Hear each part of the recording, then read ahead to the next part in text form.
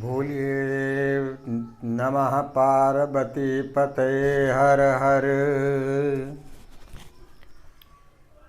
आज आप लोग सोम प्रदोष व्रत की कथा का श्रवण करेंगे।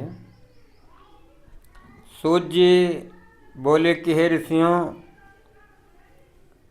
सोमवार के दिन जब प्रदोष होता है तो उसका महात्म्य आप लोग सुने। इस व्रत के करने से शिव पार्वती प्रसन्न होते हैं। प्रातःकाल स्नान आदि करके शुद्ध होकर पवित्र मन से माता पार्वती और शिव जी का ध्यान करके पूजन करें, उन्हें अर्घ्य दें और 108 बार ओम नमः शिवाय मंत्र का जाप करें। भगवान शिव और माता पार्वती से प्रार्थना करें कि हे प्रभु, मैं इस दुख सागर में गोते खाता हुआ ऋण भार से दबा ग्रह दशा से ग्रसित हूँ। हे दयालु, मेरी रक्षा कीजिए। शौनकादि ऋषि बोले, हे पूज्यवर महामते, आपने यह व्रत संपूर्ण कामनाओं के लिए बताया है। अब कृपा कर यह बताने का कष्ट करें कि यह व्रत किसने किया, व क्या फल मिला।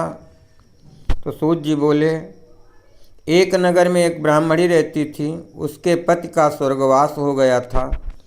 कोई भी उसका धीर धरैया नहीं था, इसलिए वह सुबह होते ही अपने पुत्र के साथ भीख मांगने निकल जाती थी और जो कुछ भिक्षा में प्राप्त होता था उसी से अपना और अपने पुत्र का पेट भरती थी।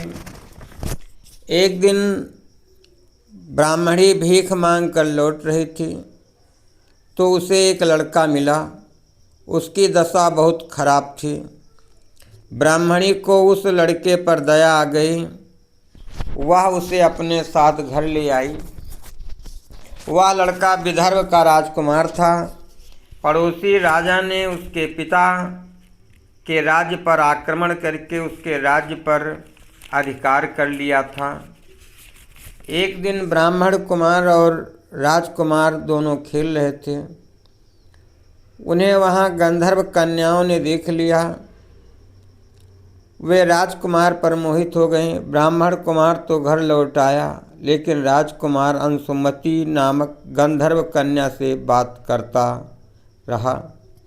दूसरे दिन अंशुमति अपने माता पिता को राजकुमार से मिलाने के लिए ले आई।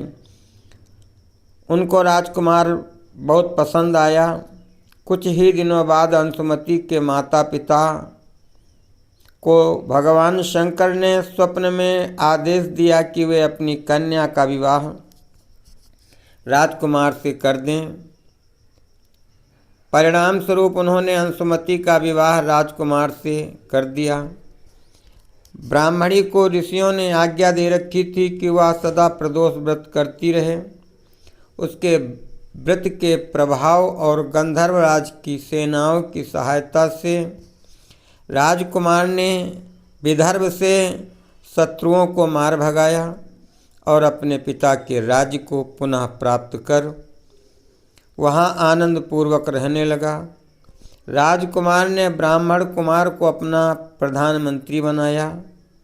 राजकुमार और ब्राह्मण कुमार के दिन जैसे ब्राह्मणी के प्रदोष व्रत की कृपा से फिरे, शंकर भगवान वैसे ही अपने दूसरे भक्तों के दिन भी फेरते हैं, अर्थात लौटाते हैं।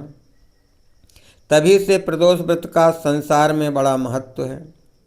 शौनक ऋषि सूत जी से बोले, कृपा कर आप इस व्रत के क्या परिणाम होते हैं और इस व्रत को करने से किसकी प्राप्ति होती है उसके बारे में बताएं। तो सूत जी ने कहा कि हे ऋषियों, सोम प्रदोष व्रत करने से मनुष्यों को अभीष्ट सिद्ध की प्राप्ति होती है। उनको मनवांछित वर प्राप्त होता है और सदैव इस लोक में सुख भोग करके अंत में भगवान शिव की कृपा से उनके परम धाम को प्राप्त होते हैं।